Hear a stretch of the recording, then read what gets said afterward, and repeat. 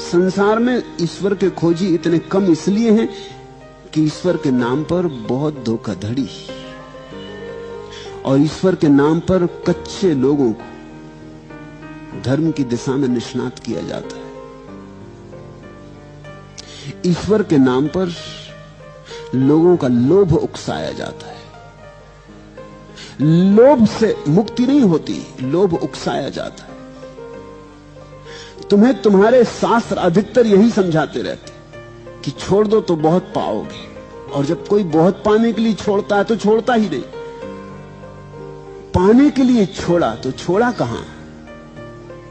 1 रुपया छूटा और 1000 मिलने वाले हैं तो छूटे कहां? तुमने तो बड़ा सौदा कर लिया, 1 रुपया छोड़ा और 1000 पाने का इंतजाम कर लिया। तो तुम्हारे लगाव तो वही के वही है, तुम बदलते तो रत्ती भर नहीं। तुम्हारा ईश्वर भी तुम्हारे साथ झूठा हो जाता, तुम झूठे हो, तुम्हारा ईश्वर झूठा हो जाता। तुम अभी सच्चे नहीं। तुमने अभी इस जीवन का जो अवसर तुम्हें मिला है, इसकी ठीक ठीक जांच परख नहीं की। तो पहली तो बात मैं ये कहता हूं, इसकी ठीक जांच परख करो। ये अवसर बहुमूल्य है, इसे ऐसे ही मत गंवा दो। इन्हें फिजूल बातों में मत गंवा देना, किसी एरेगेरी की बातों में मत गंवा देना। ये तुम्हारा जीवन है, इस जीवन को तुम अनुभव करो।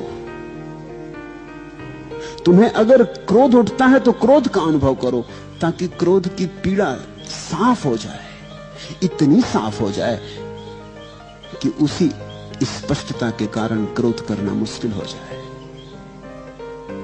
तुम्हें काम है तो काम में उतर जाओ, मगर इतने गहरे उतर जाओ कि तुम्हें काम में कुछ भी सार नहीं है, ऐसा सूत्र उपलब्ध हो जाए जीवंत अनुभव से। तुम्हें धन की दौड़ है, कोई हर्जा नहीं, दौड़ लो, जल्दी कुछ भी नहीं है।